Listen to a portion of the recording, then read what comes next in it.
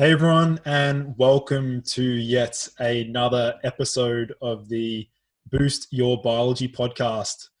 Today, I'm joined in by a friend of mine all the way from the US, from Portland, Oregon, a naturopathic buddy of mine who I actually reached out to, I think it was about 2 years ago, on Instagram, where I messaged him and wanted to do some collaboration posts together. And ever since then, we've bounced ideas. We've discussed a few things like naturopathic medicine and things like that. So yeah, welcome to the show, Tyler. It's an honor to have you on the show. Thanks, Lucas. It's great to be on here, and I'm just looking forward to having a great conversation with you. Yeah, sweet. So do you want to give my audience a little bit of a background about your journey into studying naturopathy itself? Yeah, so I would say like my journey to medicine, it really, catalyzed in my undergraduate studies. And so when I was at university and at the time, I was a student athlete. I swam in the Pac-12 as a swimmer here in the United States. And it was my sophomore year of college that I started really thinking about, the food that I was fueling with my body on a daily basis as an athlete, and my ability to, perform on a daily basis and recover day in and day out. So I was eating what we call over here a standard American diet. It was really just a bunch of refined carbohydrates, grains, simple sugars, and a lot of industrialized vegetable oils, and not incorporating a lot of wholesome, real nutritious food. I was getting nutrients, but I was more focused about the calories rather than like the micros that I was consuming, just because I was expending so much energy as an athlete. And so I really made this huge transition over about a year of going from strict, standard American diet to a vegetarian template to more of a strict vegan dietary template, and really just eliminating meat from my diet. And throughout that journey, I ended up being vegan for 18 months. I just learned a lot about myself, and really was just at the time seeking the answer to this question of what is the best diet for humans. And, it's a highly debated topic, especially on social media, and everyone has, something to say, and it can get really dogmatic. Right. And so I know something that we can both agree on, and I think most people in the field of naturopathy and integrative and holistic medicine, is that there is no one diet that's right for everyone. And it is individualized medicine that takes into account to our biochemical individuality that is the best diet for that one person. And so, ultimately through my journey, I learned so much more about different nuances and how my body responded to different foods, and, really, propelled me into, this medical setting. I was already a pre-med student in undergrad, but when I graduated, I had a number of opportunities that I could kind of explore. I was in research, and I was in neuroscience research, and was looking at some of these molecular pathways and mechanisms of certain SNPs in age-related macular degeneration. I then went on and did clinical research with type 1 diabetics, and worked with Mayo Clinic and Stanford and Harvard, the ChemE team, and the development of an artificial pancreas system, so an automated insulin delivery system for type 1 diabetics. And that gave me a ton of exposure. And it was really through the clinical aspect of research that catalyzed my decision that I actually want to go back and pursue a career in medicine. But at that time, I felt really discouraged by, the options here in the United States. A lot of our Western model, when we talk about medicine, is based on the diagnosis and of symptoms. And then there is a one-size-fits-all type of approach to how we medically treat patients. And oftentimes it is a prescription with a pharmaceutical drug to suppress symptoms and or manage disease. And I've always been that person that probably asks a lot of questions and too many questions. And so I just knew that there was more to that, and, didn't just want to sit with this diagnosis. I knew that there had to be other factors, and ask more of those questions as to why. And being that I was passionate nutrition, really had a bad taste in my mouth that Western medicine largely ignored diet and lifestyle and a lot of lifestyle tools when it comes to disease pathophysiology and medicine in general. So it was ultimately through that I found naturopathic medicine. And then when I, looked into it a little bit more, I remember that day saying, wow, I know exactly what I want to do for the rest of my life. And that was just like the coolest feeling. And so I'm such a big believer in integrative and holistic medicine. I've healed a lot through food. That's why I started my page, Functional Foods, on Instagram and multiple social platforms. And I really do believe that food is foundational.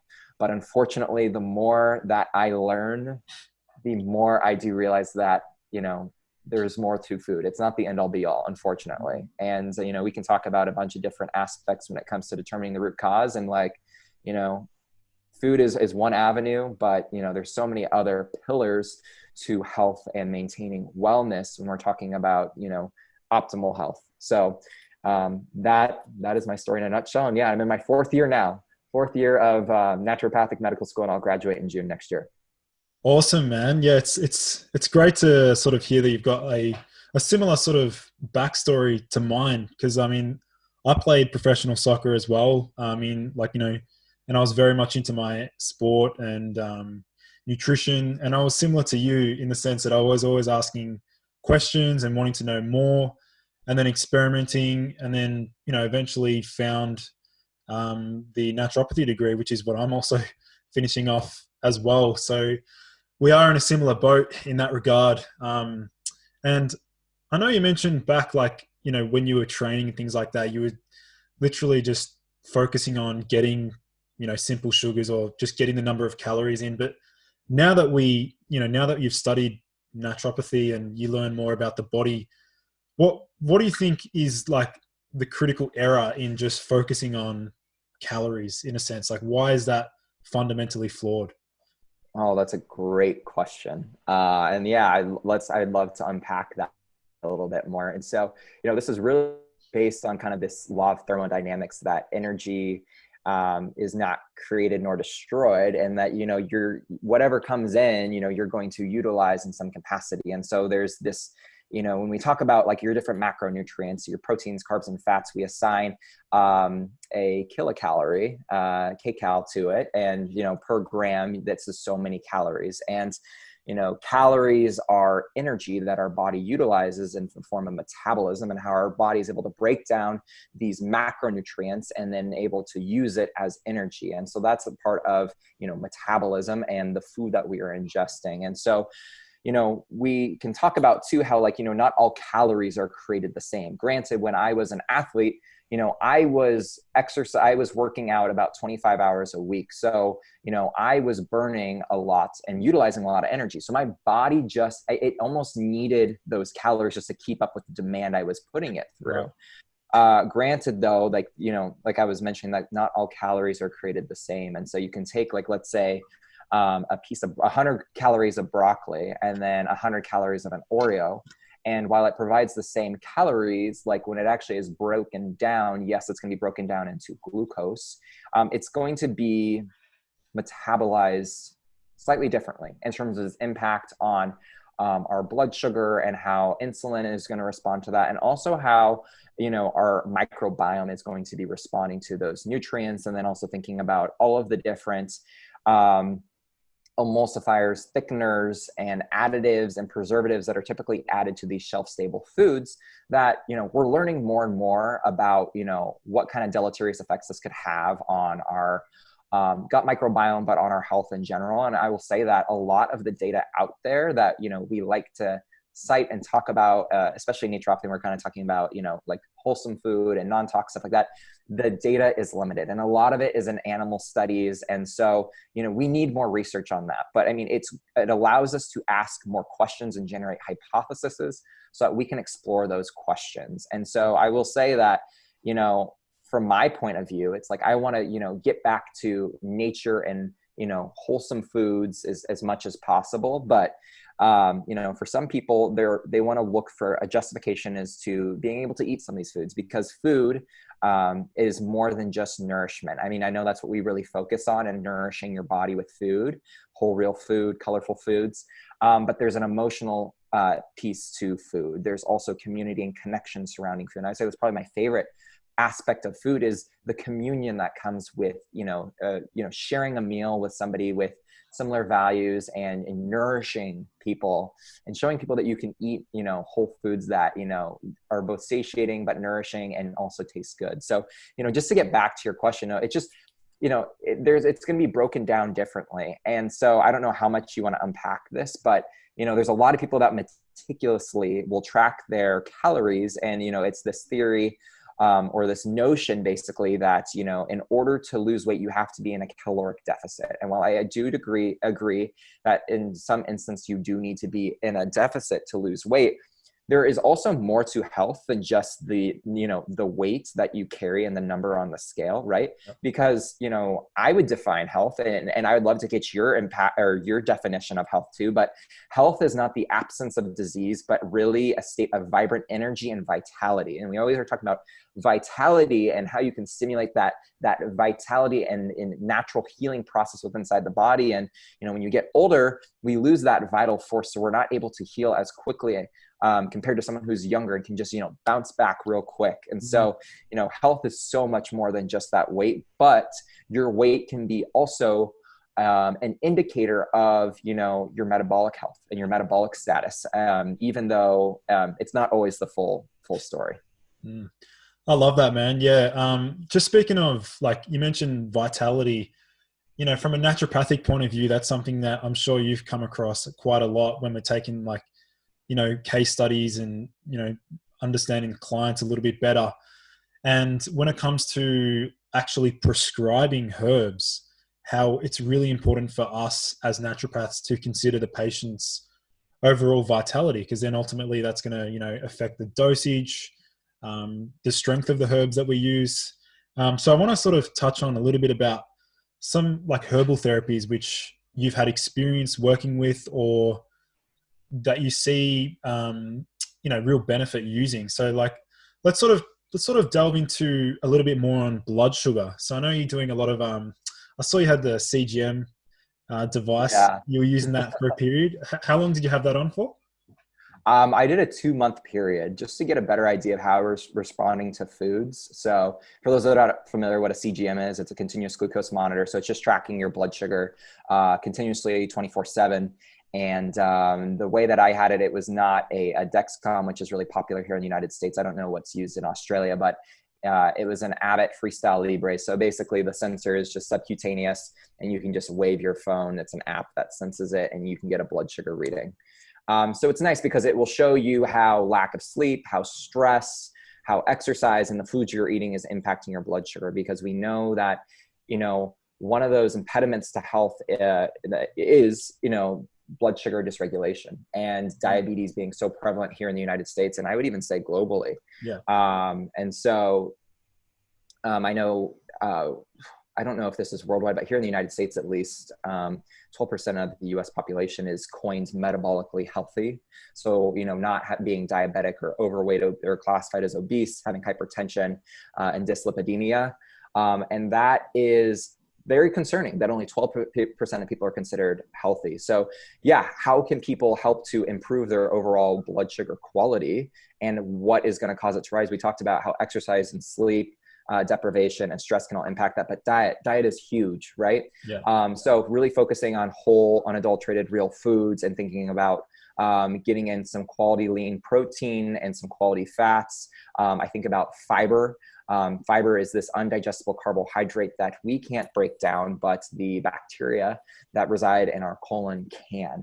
And it produces these very beneficial compounds called short chain fatty acids that have a number of roles, from immune health to metabolic health to cultivating this, quote unquote inner garden. And so, herbs can also be very beneficial once just to help with blood sugar control if diet isn't enough. There are people that are more prone to, metabolic syndrome, and they may have family history of diabetes. And you also have to consider environmental factors and plasticizers and phthalates and PCBs that can also lead to more of this insulin resistance picture. So One of my favorite ones is gymea. I always butcher it in terms of talking about it, but it basically blunts the Gymnema. gymnema. Yes, you know what I'm talking Yeah. about. It blunts the sugar receptors in terms of your taste buds on your tongue. So if you are more prone to eating more sweet foods, and I was one of those people like 7 years ago, I had the hugest sweet tooth, and I just ate, like, dessert was like a main entree for me, basically. And so sugar was one of the hardest things for me to cut. And also, thinking about like naturopathy and getting to the underlying root cause, if you do have a lot of sugar cravings, why do you have those cravings? That can actually be telling you something, your physiologically, there's reasons why you crave that.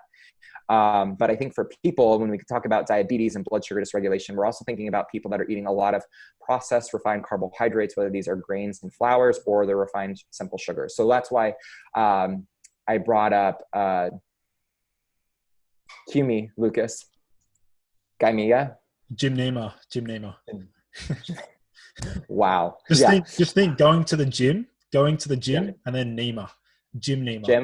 Gymnema. So it can help blunt and those sweet receptors on the tongue, so you don't actually taste the sweetness, and you don't really have that desire to eat sweet foods. Yeah. I mean, there's a lot of things too, like cinnamon, which I think is just like a natural herb. And it's also one of those food as medicine things that you can incorporate into your diet. You can add it to smoothies. You can add it to elixirs and beverages. You can add it to oatmeal. I mean, you can just use it in baking and spices in general. I think about some of these like, Moroccan chicken recipes and stuff like that. I mean, it's just something that you can add, and it can help improve blood sugar control and euglycemia. Fenugreek can also be really helpful, and just other kind of things that come to mind are stuff like magnesium and chromium. All these things are going to help with blood sugar utilization. And then berberine is probably one of the most popular ones that has similar efficacy to metformin in improving blood sugar utilization. So actually helping you take that glucose that you've broken down and moving it from the bloodstream into the cells, because it does your body no good to have elevated blood sugar levels in the bloodstream. It has to actually get into the cells where it can actually be used for cellular energy. Awesome, man. So what are some of your favorites for blood sugar? Yeah, I know I didn't list all of them. Yeah, berberine's definitely up there. There's actually one that there's now a new metabolite of berberine called dihydroberberine that I've recently done a lot of research on, and that seems to have all of the benefits of berberine without because you know how with berberine it can cause the GI upset, because it's a powerful antimicrobial. And it also, the benefit of using dihydroberberine is that you can use a lower dosage to achieve the same effect on blood sugar. But yeah, between dihydroberberine, betamelon, and there's a few others from like Ayurveda that have some pretty good studies on. Salacia oblongata. I've got a whole list on my computer, but I wish I had the privilege of having a CGM device so I could literally track and see the effects of certain herbs on my own blood sugar. Because I remember I DM'd you to ask you about starch. You found out that starch in general caused a major spike. So tell us more about that. Yeah, it was more specifically around sweet potato. Potato didn't seem to do it as much. So in a spike, I mean, my blood sugar would probably go up to about 150, which for me at postprandial, it's typically like, it doesn't get above 120. So for me, that was a little bit concerning. Do I have some type of, food sensitivity to sweet potato somehow that's causing an inflammatory response and a rise in blood sugar? Is it that just my body isn't as carb tolerant, even though I do eat a lot of carbs? It couldn't deal with that sweet potato. And also thinking about how it was prepared. I bake my sweet potatoes, which can definitely raise the glycemic index of that. I never did an experiment. Maybe it's something to do in the future with not only sweet potato, but even with just white potatoes, like boiling versus baking. And then also thinking about some of these resistant starches. So like actually refrigerating it and then eating it, would that change how my postprandial blood sugar changes? So yeah, it's kind of like one of those N of one experiences. And I think, it kind of comes back to, again, that individualized perspective and how we respond to it. Not to say too that spiking your blood sugar is necessarily bad. Mm. It also depends on like, are you metabolically active? Are you metabolically, flexible as well? And, are you working out? Because then you're actually utilizing that glucose. And I would say that you need a healthy blood sugar response in order to stimulate protein synthesis and to put on some pretty good muscle mass. So, I think, carbohydrates are equally as important as protein and those amino acids in terms of rebuilding that structure of the body. So yeah, it was just an interesting finding for me. And also thinking about food synergy and, in context with other foods, could this also be causing more of a spike? So like sweet potatoes with really any type of meat for me, fish was fine, caused a more exaggerated postprandial blood sugar response. And so from Ayurveda, they will sometimes talking about food combining and kind of some of those guidelines and recommendations are to avoid combining starchy foods and grains with animal products, especially animal meats. And I actually did see that when I was doing diabetes research. And if we were giving someone like a steak and potatoes type of dinner, their blood sugar would go through the roof. Wow. And those people would have a lot more, ups, highs and lows in terms of hyperglycemia and hypoglycemia. And we'd have to treat those patients a lot more frequently. Again, these are people though with type 1 diabetes. So they already have this autoimmune driven process where their body can't properly regulate insulin. So they are insulin dependent. So they need exogenous insulin in order to manage their blood sugar. Mm. Yeah, you mentioned a little bit about your suspicion that the sweet potato may have been like a food allergy or a food intolerance. Did you want to sort of explore a little bit more about, for our listeners, they may not be familiar with what the differences are between like a food allergy versus like a food intolerance and like the different types, things like that. Yeah. So when people say, like, let's say dairy, for example, I feel like so many people have issues with dairy. And so people are like, oh, I can't do dairy. And so it's like, okay, well, what about dairy can you not do? So there, you can have a food intolerance, you can have a food sensitivity, and you can have a food allergy. And these are all different. Some are immune mediated and some are not. So a food intolerance is not immune mediated and really just means that your body does not have the necessary machinery, these enzymes, to properly break down these sugars found in that food product. So if we're talking about like milk, you don't have the enzyme lactase to break down the milk sugar lactose. And because you're not able to break it down, it can lead to digestive distress and diarrhea and indigestion and symptoms that are just not fun to deal with, right?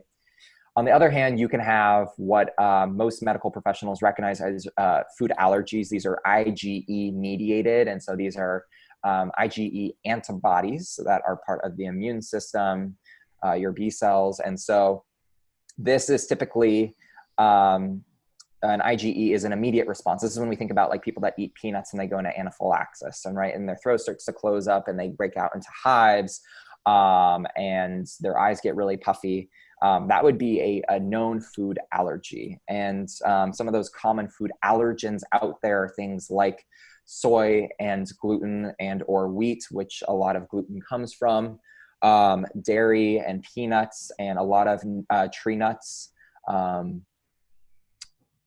as well as, I think those are like the main ones. I'm probably forgetting some, but so that's a true allergy versus a food sensitivity, which is an IgG. Typically it's an IgG mediated response as opposed to IgE. And this is typically a delayed 24 to 72 hour response as opposed to the food allergy, which is more immediate.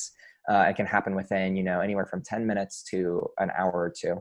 IgG is going to happen from 24 to 72 hours after consuming that food. So it makes it difficult for people that are trying to identify, are they sensitive to certain foods like, avocado, let's say, like you may have symptoms, but is it like, well, am I reacting to the food I just ate or something that I ate, 48 hours ago? And so something that I have been seeing more recently clinically, and I haven't looked into the literature on this, and maybe you could provide some insight on this, but with food sensitivities, this is a hypersensitivity response.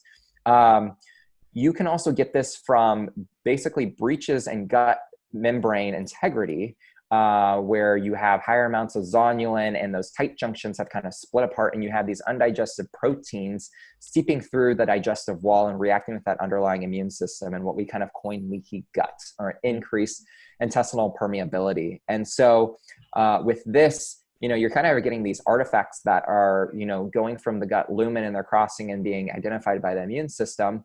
And so for some people, they may have 7, 8, 10, or 30 different food sensitivities, and oftentimes find that it's a lot of the foods they commonly consume. So you think about like avocado, which is, a fan favorite of everybody, or you think about like almonds and almond butter and almond flour and all the almonds that people consume, or you think about pea and pea protein and how ubiquitous it is.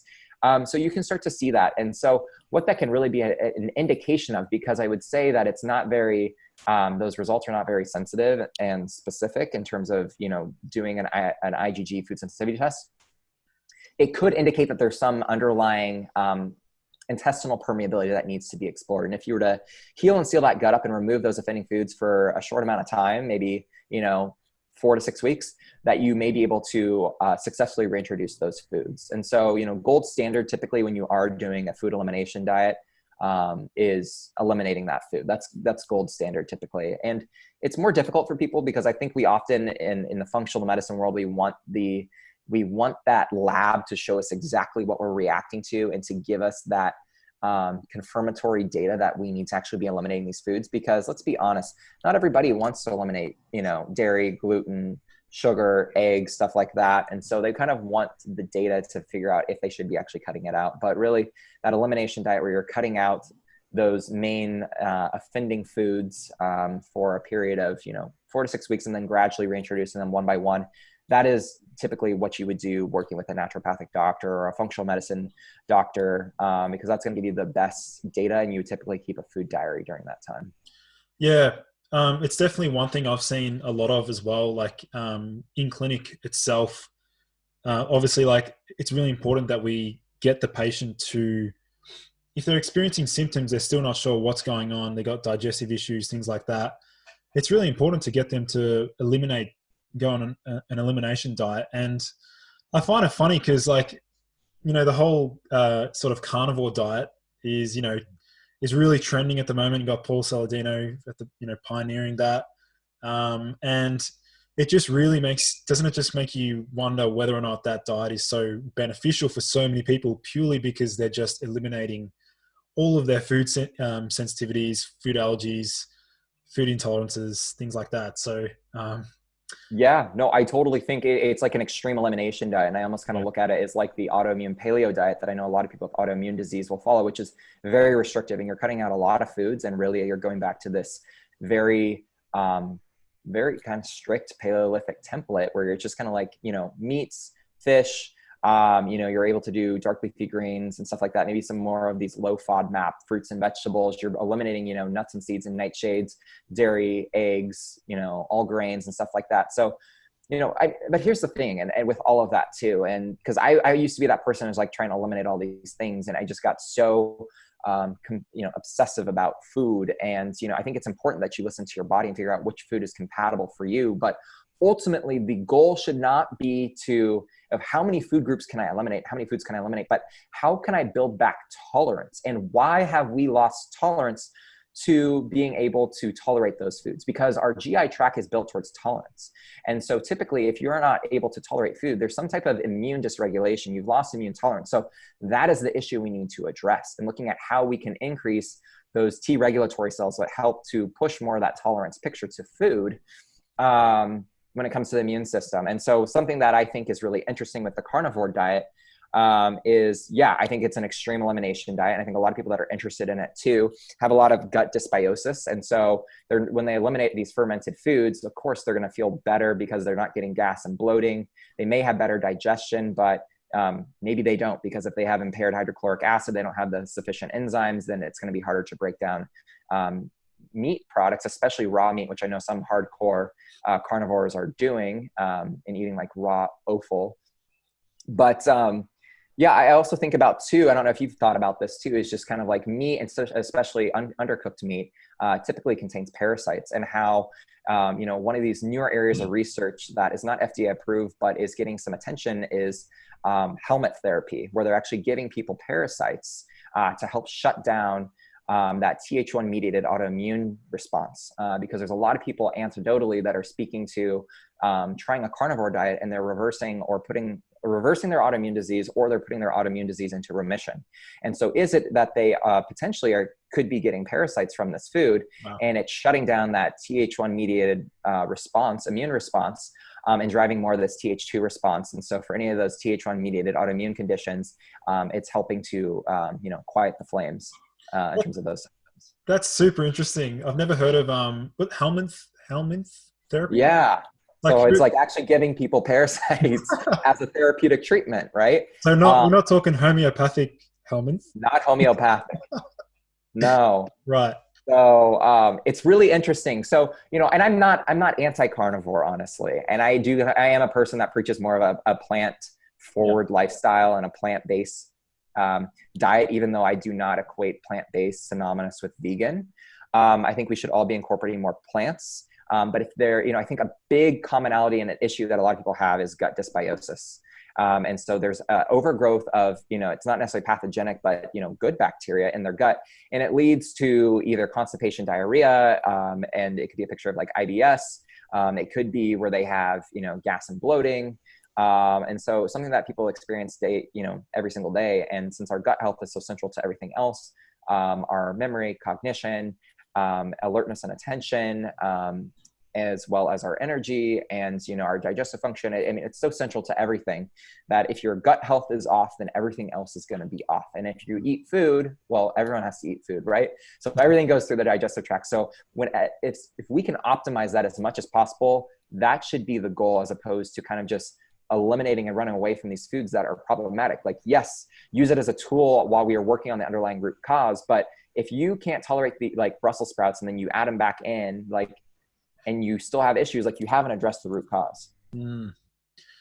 Yeah, definitely, man. Definitely. So you mentioned, obviously, as naturopaths, our goal is to achieve, sufficient nutrient status via the diet, but then also we'll draw upon supplements when we need it. So I sort of want to delve into, how do you see supplements as beneficial for majority of people, and when do you see them as therapeutic tools?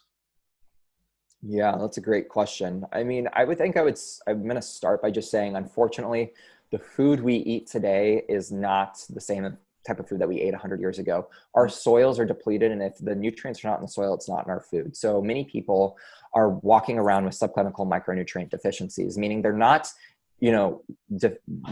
deficient in terms of what we would see with pellagra or beriberi or scurvy with vitamin C. But they have suboptimal micronutrient statuses in terms of these vitamins and minerals. And so this is where I think, supplementation could be beneficial, but we also have to consider, what other comorbid conditions do these people have, and what medications are these people on, and what is their lifestyle like? Are they really stressed? Are they using and abusing a lot of alcohol?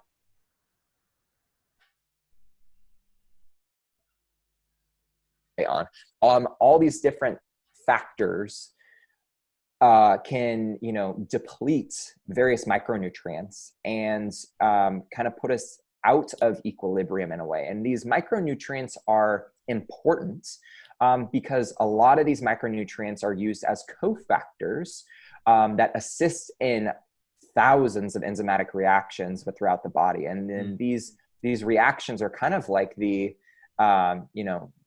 machinery processes that you think about in kind of a work factory, right? And so without those cofactors, they're going to work suboptimally, or they're just not going to work as well, right? So I even think about, for some people that may have food intolerances, do you actually have a true food intolerance where you don't have the necessary enzyme to break that down? Or are you subclinically micronutrient deficient, and those enzymes that are necessary to break down those food byproducts, like the lactose sugar, because you're subclinically micronutrient deficient, you don't have the necessary nutrients for that enzyme to work properly, and therefore it's showing up as a food intolerance. And so that's just something to consider. And then also looking at what is the status of the GI tract too. So a lot of the foods that we consume, when we break it down, those constituents are absorbed in the small intestine. mostly in the upper part of the small intestine, that top 1/3 or even 2/3 of the small intestine. And if you have something like celiac, where you're not able to, that brush border has turned into, is unable to, absorb all those nutrients, or you have malabsorptive issues because you have small intestinal bacterial overgrowth, or you have candida overgrowth, or, your GI system is off track, you're not going to be able to absorb nutrients. So you can be eating all the best foods, but if you can't actually break it down, absorb and assimilate all those nutrients, it really doesn't do your body any good. So that's where it's like, I think functional medicine comes in, and it's looking at the root cause and looking at how well are you able to, absorb, assimilate, and detoxify. And then, just thinking at that patient's picture, looking at their overall health. What symptoms are they dealing with? Are there environmental exposures that could also be depleting some of these micronutrients? I mean, there's so much to say to it. And it's not a one size fits all answer, right? And I think that's why, as I think blanket medicine is bad medicine, blanket recommendations from the supplementation, I also don't think is great.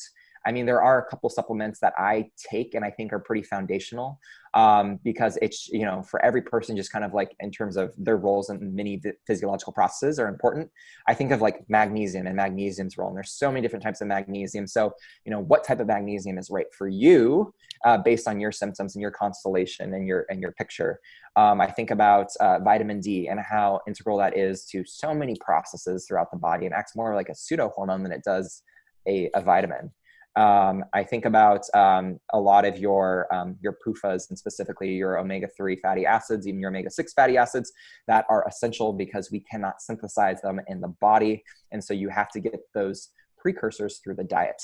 And then there's plant sources, and then there's marine sources, those marine sources being these preformed longer chain omega-3 fatty acids. And they have a number of roles in our overall health. And so those are kind of the place to start, I think, fundamentally. And then also thinking about, B vitamins and how stressed we live this day and age, and how we're going to churn through a lot more of those B vitamins, and how they're necessary for a lot of neurotransmitter production, these chemical messengers that are used in a lot of neural pathways. And so, those are kind of things that come to mind and come to start. But I'm curious to know, Lucas, like what are some other supplements that you think are pretty foundational for people? Well, like you said, obviously we're all under a lot of stress. So for me, I actually think that it's paramount that most people take something to at least support their liver function. So in my opinion, I personally use artichoke, Cyanara, Scolimus, pretty much every day, like all 5 days a week. I need something to at least help with, detoxification and liver health in general. Because I think, again, it's just being assaulted by so many means, and like no matter how hard you try to live a healthy life, you're still going to be bombarded with these toxins. So yeah, I guess I'll draw upon artichoke, but then there's other supplements that I'll bring in and out every now and then, just like yourself. But there's one thing I really want to touch on is, how it's funny, some people who experiment with certain supplements, they may get a very adverse reaction. But if you dive a little bit deeper, you realize that it's not the supplement that they're reacting to, it's the actual excipients and, the poor quality control, for example, like silicon dioxide and things like that. And then they throw the baby out with the bathwater and they say, this supplement didn't work for me. It's like, well, maybe the quality of the supplement really affected your response, Yeah, absolutely. I think it's a really big issue, and there's not, the supplement industry here in the United States is not regulated by the Food and Drug Administration, the FDA, which is typically what oversees, all the different drugs and approved therapies here in the United States. For supplements, it's kind of the Wild West, and anyone can formulate a supplement product. And so it's really like, looking at companies that are doing it right, and, good manufacturing practices, third-party testing for purity and quality, as long as looking at, could this be contaminated with heavy metals or mycotoxins or pesticides, which are so ubiquitous in our environment, unfortunately. And so you also thinking about, other preservative agents and anti-caking agents that are also used in these supplements. And so looking at brands that are, if you look at the other ingredients, looking at, the ones that are using the fewest amounts of additional added ingredients. because sometimes I'll see companies, like you go to like I don't know, do you guys have like a Costco, like a wholesale place where you can buy Yeah. a lot of bulk food? Yeah. Like, so, they may be more cheap to get like a multivitamin there, or to get your fish oil there. But oftentimes I see that the other ingredients, like there's more other ingredients than there are active ingredients. And, that's not something that I'm trying to ingest. And a lot of times too, you're also seeing like food dyes and other additives that are questionable. And, maybe in these animal studies are, leading to precautionary concerns of how this could be negatively impacting the gut microbiome or leading to hyperactivity and ADHD symptoms. Or, there's so many different things. Are they, is it essentially a carcinogen? So that's where it's like, we need more research on that, but it's also hard to tease that out because, you also have people that are talking about, it's like, how much are you getting exposed to? And so, how is your body able to respond to that too? And I think it also comes back to how well functioning are those detoxification pathways, and are you able to properly conjugate to those xenobiotics that are coming into your system and properly clearing it. And so that's where, I'm a big proponent too of always supporting my detoxification pathways. And I'm right there with you, where I'm always taking something, whether that's tutica or NAC or glutathione or some milk thistle and artichoke. I do a lot of those things as well. So, yeah, really thinking about the quality. And if you're buying off of like Amazon, which I know it's very convenient for a lot of people when you're shopping for supplements, if you're going through that too, you never know what you're getting. And sometimes these could be expired products that have rancified and, are not of utmost quality. And so it's always best to go through directly, those manufacturing companies, even though it's an extra step. It may be inconvenient, but even then, like, you could get a supplement from Amazon and report that you're not getting benefit. But then if you're actually getting it directly from the manufacturer, you were to get the benefit. And so, how many companies too actually have the therapeutic amounts of a certain herb or, nutraceutical that they're claiming to have. And I think that's also a really big can of worms that, it's just the fact that it's unregulated, like you really don't know what you're getting sometimes. So that's why I'm always telling, my audience that it's so important that you're going through these third-party tested, certified, good manufacturing practices type of companies to make sure that you're getting what you believe you're getting. Absolutely, man. And that's why I actually tend to lean towards, buying the herb in a tincture form, like as in, through MediHerb and other companies like that, because then you're not running the risk of, contamination. And I know that their quality control practices are very strict. So yeah, so I want to sort of segue onto a little bit about maybe like toxicity and immune health. Obviously, immune health is absolutely priority number one for everyone at the moment around the world. Yeah, it's a hot topic. Yeah, we won't discuss specific treatments against the virus, but let's just talk about in general, like, how can somebody maximize their immune system?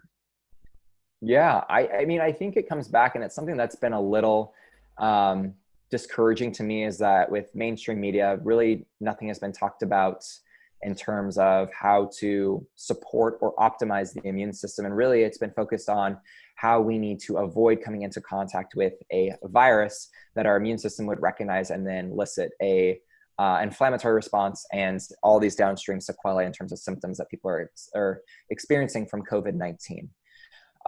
So, thinking about, like we talked about earlier, how there's so many different micronutrients that are used in these enzymatic reactions and support in a lot of these built-in pathways and built-in systems that we have to protect us. And so, some of those things that come to mind in terms of just supporting overall immune health, and this is not specific to COVID-19 because we need more research on this. And even some of the research studies that have been done are still preliminary, and we need larger cohorts and larger randomized control trials to prove, cause and effect. And really, like, when we can get to these, meta-analyses and systematic reviews, those are going to be higher quality of evidence that we can look at. But, people are talking about, intravenous vitamin C at high dose, which I know Shanghai was doing for a while, and I kind of think was pioneering the way in terms of bringing more evidence to the benefits of intravenous vitamin C to for the treatment of COVID-19. And so for vitamin C is an antioxidant.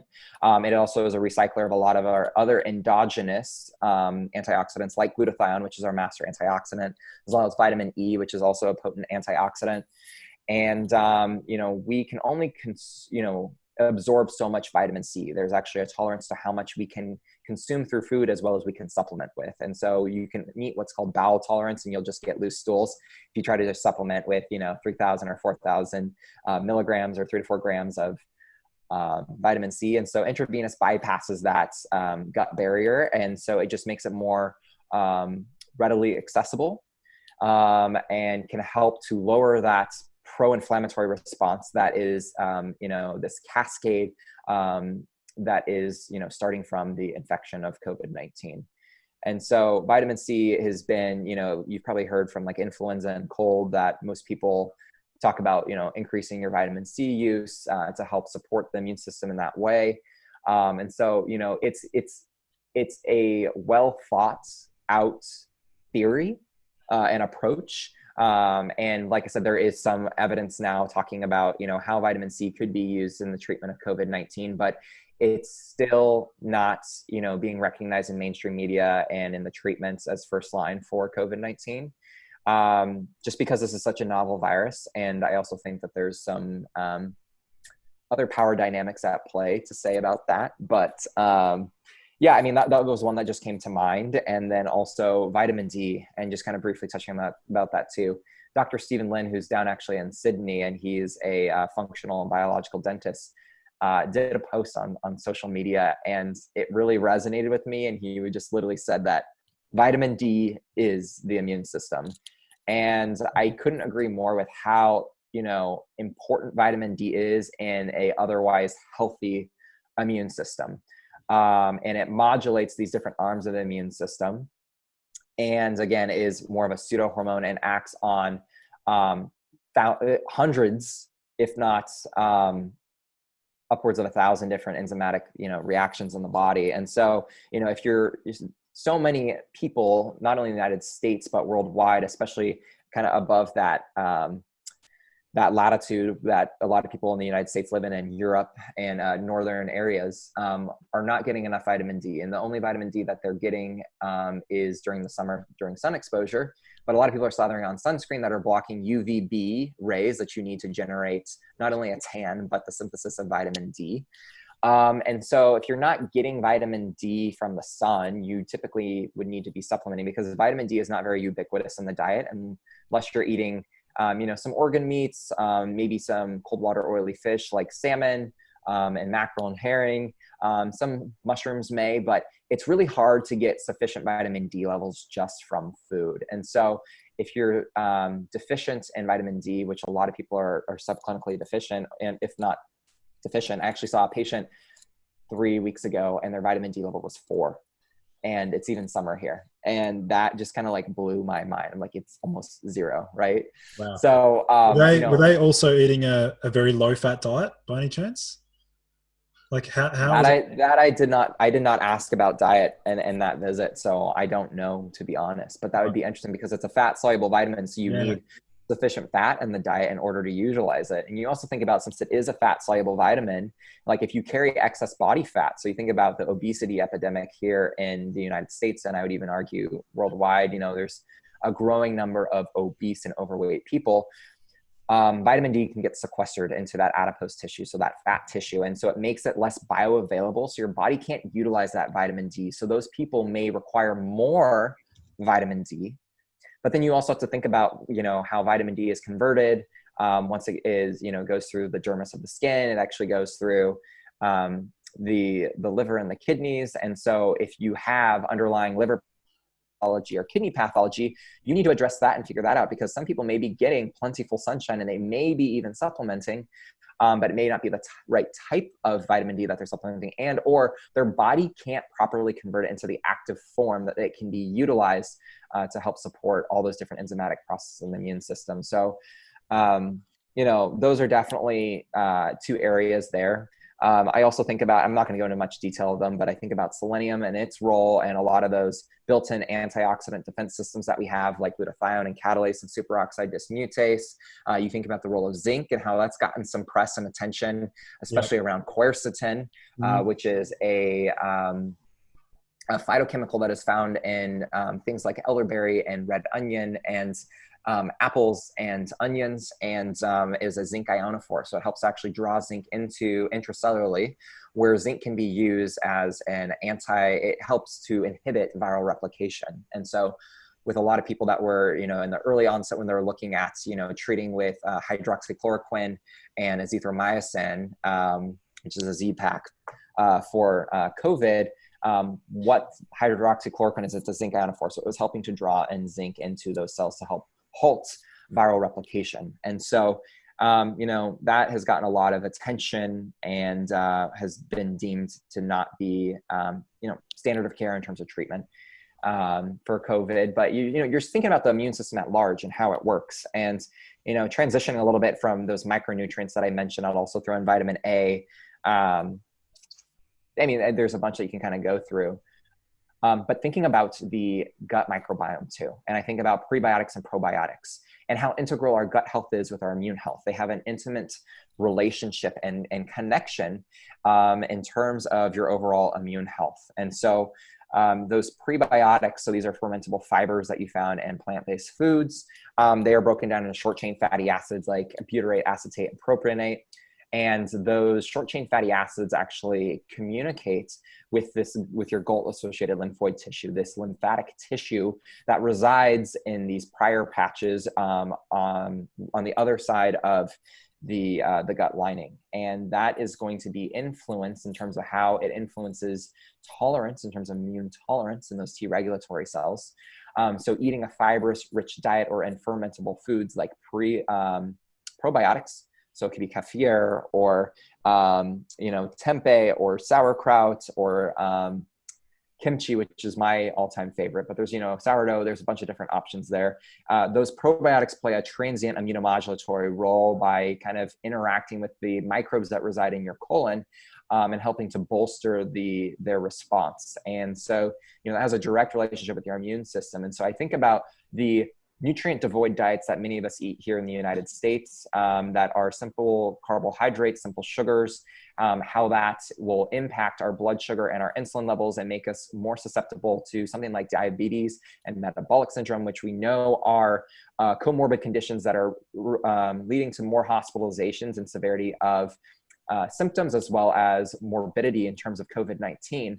And so that is a true epidemic here in the United States, at least, is the metabolic syndrome that we are largely just masking and managing symptoms through pharmaceuticals and not addressing the underlying root cause. And diet and lifestyle, and this from what we do in naturopathy, that's where I think we really shine, is with chronic disease and chronic disease management, and how we can incorporate, a lot of those lifestyle interventions to help people better manage their disease, and if not reverse that disease and those symptoms by putting body back in the state of equilibrium.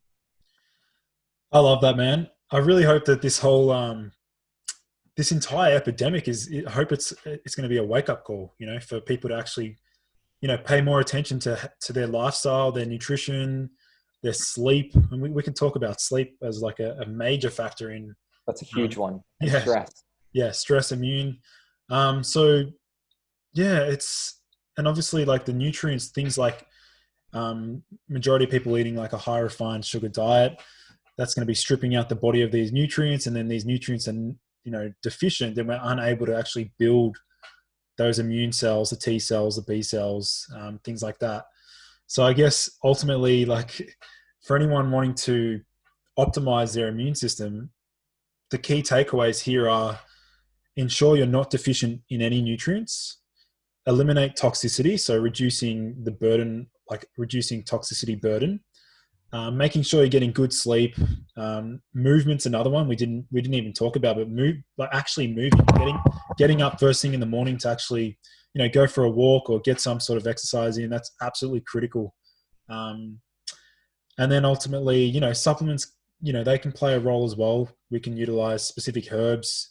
I'm sure there's general herbs that you use like on day-to-day basis, even through cooking, like for example, Yeah. garlic, ginger, Garlic is things, amazing. Yeah.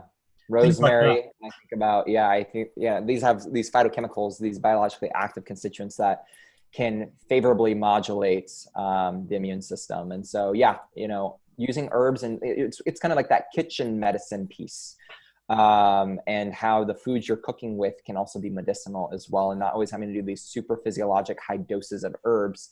And I think that's the important thing too. And I really do hope, like you mentioned, this is a wake up call to people that, to really start prioritizing their health, because I've said this before and it resonated with a lot of people too. It's just like, if you don't have your health, like nothing else really matters. It doesn't matter what drives you, what you're passionate about. Like if you don't have your health, like you don't have your life. And so you can't prioritize those things that you want to do. And so, taking this preventative approach to health and trying to focus on whole, unadulterated, real food, thinking about nourishment, thinking about moving your body, thinking about becoming more resilient to stress, and to, factoring in more downtime, and to prioritize sleep, and to, foster more community. And I think that's the beauty of Instagram, and just kind of how that's connected us, and just a bunch of other like-minded individuals that really, are passionate about health and wanting to help other people reach their full potential, and not become slaves to the system. It's become a way too where there's a lot of ego in medicine, and I realize that. And it's this power dynamic where the doctor knows all and the patient almost feels defeated, and or that there's nothing else that they can do. And I think that there is so much that patients can do. And I really believe in that aspect of knowledge is power, and that empowerment aspect that, when you are equipped with the knowledge necessary, you can really make a profound impact in your quality of life. Yeah. There's one other point I want to really touch on is the therapeutic relationship that's completely missing in it's often missing in a, your regular GP. Whereas like when people want to work with, practitioners like yourself and myself, it's that therapeutic relationship is equally, if not more effective than the actual intervention, than the actual treatment. Like it's being able to trust your practitioner, being able to be really fully open, and to actually have someone to listen to your story. Like allowing someone to, narrate their story, how they got sick. People, they want to just feel listened to. Like people just want to feel heard. And that in its like, that is powerful, man. Like that is one thing that's obviously lacking when you're in a 15-minute consultation with your GP. It's like, that is a major, major component to catalyze the healing journey. I 100% agree. And just holding that space can be so therapeutic for people, especially for people that I feel like have been punted around from provider to provider and just never felt like that they've been heard. And so simply just validating that, it's not just all in your head, and like there's something going on, and maybe I don't have the answer, but I'm going to go up to bat for you, and I'm going to advocate for you, and I'm going to do my best to help. And I think that, and establishing that trusting relationship, that can go so far this day and age, when I know so many people are frustrated that, that their concerns are not valid. Yeah. Well, we're getting to the end of the show now, so I'm probably just going to wrap up by asking you one final question, Tyler, and that is, where do you see yourself in 5 years from now? Ooh, that is a great one. Where I see myself in 5 years, I see myself doing work that I absolutely love and impacting millions of people, and being able to go to sleep at night knowing that I'm making a difference in other people's lives, and I'm fighting the good fight, and that just, being a part of this movement, just being on the cusp of change, and just feeling very motivated and empowered by the work that I put out there, the relationships I fostered, and, just the collaborative work we've done to really instill and drive change, and really creating this movement to change not only the way that we view health, but practice medicine at large. That's amazing, man. That's a lot of that I resonate with as well, man. So yeah, hats off to you, and thank you so much for joining me today. You've clearly demonstrated you're a wealth of knowledge, and there's I know there's a lot more as well that you've got. Like, we could have gone a lot deeper in a lot of topics, but I'm sure a lot of people would have derived a lot of value from today's episode, and at least hopefully can implement some practical tips and steps that they can take to lead them to better health, which is ultimately what we're all about. That's our mission. That's why we're here. We're just trying to, lead people to better lives and give them the tools, empowering people to actually make the change themselves. Not us literally pushing them, but like giving them the toolkit, giving them the knowledge, giving them the natural therapies that they need to then apply it themselves. Because ultimately, like, we can do a lot, but at the end of the day, when it comes to behavioral change, it is mostly up to that individual and how badly they want to facilitate progression. So thanks for coming on today, Tyler. Just for our listeners, where can they find you, your functional foods, your Instagram, your website? Where can they learn? Yeah, I hang out most on Instagram, so you can find me at functional.foods. And I'm pretty active on stories, and took a little break on posts, but going to be getting back to that within the next couple of weeks. And I have a website, tylerjean.com. You can find a bunch of resources there, blogs, resources, products that I recommend and use, and more about me too, if you want to learn more about me. And yeah, those are the biggest places that you'll probably find me. And I'm also on Facebook too, for those that are not on Instagram. Awesome. So I'll be linking those in the show notes for those listening in. So yeah, once again, want to say massive thanks, Tyler. You've been a wealth of knowledge, and I look forward to chatting with you offline. And we'll probably organize another podcast in the future, maybe like a three-way with some other guests as well. We can have like a group chat sometime in the future. So That'd be fun. Thanks for coming on board, Tyler. I'll speak to you soon. All right. Thanks, Lucas. See ya. Thank you everyone for joining in to today's episode. For in-depth show notes and lessons learned, visit nofilter.media/boost your biology. This has been a No Filter Media production. Say what you want.